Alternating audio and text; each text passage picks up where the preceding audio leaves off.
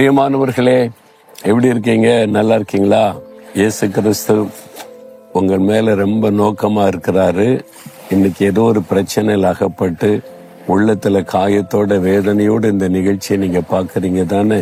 வெளியே சொல்ல முடியாத ஒரு துக்கம் உள்ளத்தை அழுத்தி வேதனைப்படுத்தி கொண்டே இருக்குதா? உங்களுக்குள்ள அழுது கொண்டு இருக்கிறீங்களா? சிலர் சொல்லுவாங்கல்ல, வெளியே நல்லா தான் இருக்குங்க, எனக்கு உள்ளுக்குள்ள இருதயத்துல நான் அழுது கொண்டு இருக்கிறேன்னு சொல்லுவாங்க. அந்த மாதிரி சூழ்நிலையில நீங்க இருக்கிறீங்களா? அதுக்கு என்ன காரணம் தெரியுமா? ஒரு துக்கம் உங்களுடைய உள்ளத்துக்குள்ளே வந்திருக்கிறது. ஏதோ ஒரு காரியத்தை குறைந்த துக்கம். அது உங்களுடைய தனிப்பட்ட காரியமா இருக்கலாம், வெளியே சொல்ல முடியாத ஒரு காரியம், அந்த குடும்ப காரியமா இருக்கலாம், வேலையில பிசினஸ்ல இருக்கிற சூழ்நிலையில எந்த ஒரு காரியம் உங்களுடைய உள்ளத்தை பாதித்து இருக்கிறாரு. அதனால உங்களுடைய உள்ளத்துல ஒரு துக்கம் இருக்கிறது இல்ல. இப்போ ஆண்டவர் உங்களுக்கு என்று ஒரு வார்த்தை சொல்லுகிறார். ஒரு பக்தன் என்ன சொல்றார் தெரியுமா?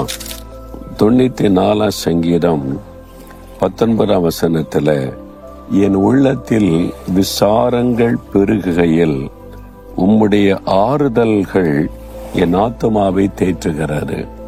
ஆண்டவரே, என் உள்ளத்தில் விசாரங்கள் துக்கம் பெருகுகையில் உம்முடைய ஆறுதல்கள் என்னை தேற்றுகிறது. உள்ளத்துல விசாரம் பெருகும் போது நம்முடைய உள்ளம் ஒரு ஆறுதலை தேடும். ஆறுதலற்று அப்படியே தவிக்கும். ஆறுதலே வராது. சில சமயத்துல சில இழப்புகள், சில நிந்தைகள், சில நெருக்கங்கள், சில பாதிப்புகள் வந்துட்டா நம்முடைய உள்ளத்துல அப்படியே விசாரம் பெருகி பெருகி பெருகி அப்படியே ஒரு பாரமாய் அழித்து விடும். அப்போ ஒரு விரக்தி உள்ளத்துல வந்துடும். அப்புறம் நம்முடைய மனசுல ஒரு சந்தோஷம் வராது, சாப்பிட மனம் வராது, தூங்க முடியாது, அந்த பாதிப்பு இருந்துகிட்டே இருக்கும். இந்த மாதிரி ஆத்மாவுக்கு என்ன தேவைன்னு ஆறுதல். இந்த ஆறுதல் மனுஷனால கொடுக்க முடியுமா? மனுஷனுடைய வார்த்தை ஆறுதல் படுத்த முடியாது. அந்த நேரம் கொஞ்சம் அப்படியே தெரியும், அவ்வளவுதான். அழாதங்க, பயப்படாதங்க அப்படின்னு மற்றவர்கள் சொல்லுகிற அந்த வார்த்தை. ஆனா தேவனுடைய பிரசன்னம் இறங்கி அவர் நம்முடைய உள்ளத்தை ஆறுதல் படுத்திட்டா அந்த விசாரங்கள் அப்படியே விலகி உள்ளத்துல ஒரு ஆறுதல் வந்துடும். என்னன்னா, தேவனுக்கு ஒரு பெயர் ஆறுதலின் தேவன். ஆண்டவருக்கு ஒரு பெயர் ஆறுதலின் தேவன். நானே உனக்கு ஆறுதல் செய்கிற தெய்வம்னு சொல்லுகிறார். உனக்கு ஒரு ஆறுதல் இன்னைக்கு தேவையா இருக்குது மகனே, மகளே. உன் உள்ள காயப்பட்டு இருக்குது. அது வெளியே சொல்ல முடியாதபடி இருதயத்தில் உண்டான காயத்தினால விசாரம் பெருகி எப்பவும் ஒரு சோகம், ஒரு மன அழுத்தம், ஒரு துக்கம், சிந்தனையில போராட்டம், நீ கலங்கி கொண்டிருக்கிற. உனக்கு இப்ப தேவை ஒரு ஆறுதல். நான் உன்னை ஆறுதல் படுத்துகிற தேவன் அன்று சொல்றாரு. அவர் ஆறுதலின் தேவன் என்றால் எந்த பிரச்சனையில் அகப்பட்ட மக்களுக்கும் அவரால் ஆறுதல் செய்ய முடியும். அவர் இந்த மாதிரி அற்புதமான ஆறுதலை தருகிற தேவன். எப்படி இந்த ஆறுதலை அவர் தருகிறார்? பரிசுத்த ஆவியானவர் மூலமாய். பரிசுத்த ஆவியானவருக்கு ஒரு பெயர் என்ன தெரியுமா? தேற்றரவாளன், கம்ஃபர்டர், ஆறுதல் படுத்துகிறவர். அந்த பரிசுத்த ஆவியானுடைய பிரசன்னம் இறங்கின உடனே அந்த விசாரங்கள் அப்படியே விலைக்கு ஆறுதல் வரும். நான் ஒரு சமயம் ஒரு வீட்டிற்கு ஜெபிக்க அழைக்கப்பட்டிருந்தேன். அவருடைய கணவர் மரிச்சிட்டாங்க.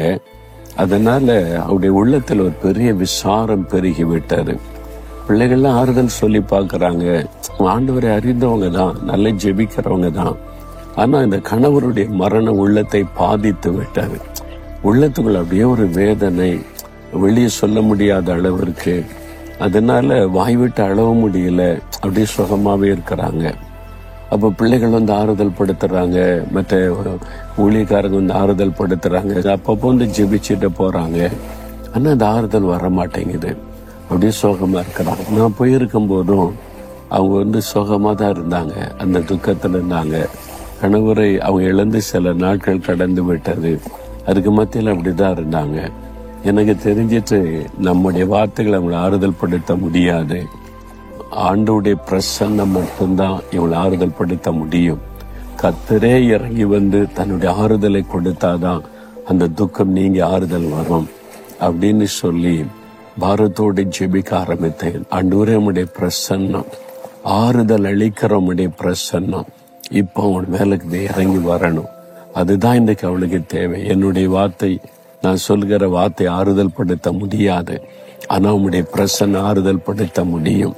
அவங்க உள்ளத்துல அவ்வளவு விசாரம் பெருகி இருக்கிறது அப்படின்னு ஜெபம் பண்ணும்போது பரிசுத்தாவுடைய பிரசன்னம் இறங்க ஆரம்பித்தாரு.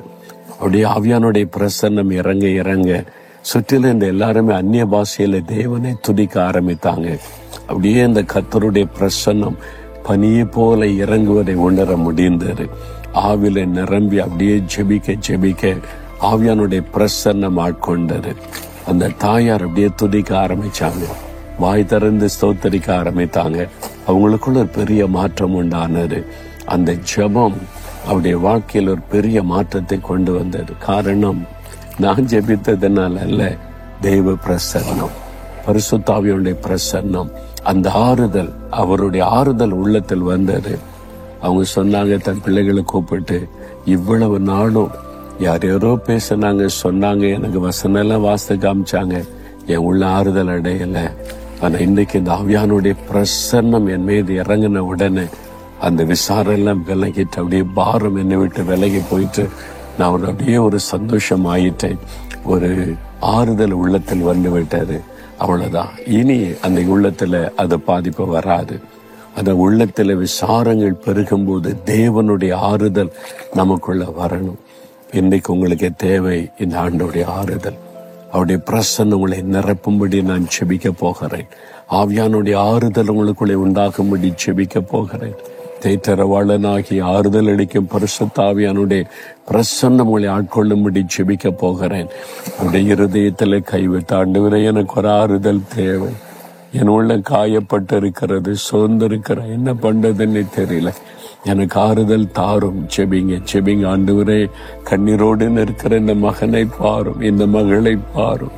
உள்ளம் விசாரத்தினால் நிறைந்திருக்கிறது, சந்தோஷம் இல்லை, சமாதானம் இல்லை. ஆண்டவரே, என்ன பண்றதுன்னு தெரியல, ஜெபிக்கவும் முடியல. நம்முடைய ஆறுதல்கள் உள்ளத்தை நிரப்பட்டும். ஆவியானுடைய பிரசன்னம் இந்த மகனை நிரப்பட்டும், இந்த மகளை நிரப்பட்டும். சகலவிதமான ஆறுதலின் தேவனே, நம்முடைய ஆறுதலின் பிரசன்னம் அவளை ஆட்கொள்ளட்டும். ஆவியானுடைய பிரசன்னம் ஆட்கொள்ளட்டும். இப்பொழுது அந்த விசாரங்கள் விலகும்படி ஆறுதல் உள்ளத்தை நிரப்பட்டும், நிரப்பட்டும், நிரப்பட்டும். இந்த மகனை, இந்த மகளை நிரப்பட்டும். அந்த காயங்கள் எல்லாம் மாறட்டும். இயேசுவின் நாமத்தில், இயேசுவின் நாமத்தில் ஆறுதல் உண்டாகட்டும். ஆமேன், ஆமேன்.